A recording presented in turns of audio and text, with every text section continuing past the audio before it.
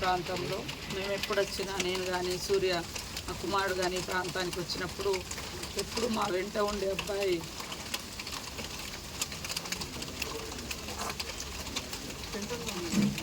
ఈరోజు యాక్సిడెంట్లో మరణించడం చాలా బాధాకరం. చిన్నతనంలోనే తండ్రి చనిపోయింది, తర్వాత వాళ్ళ అక్క భర్త కూడా చనిపోయింది.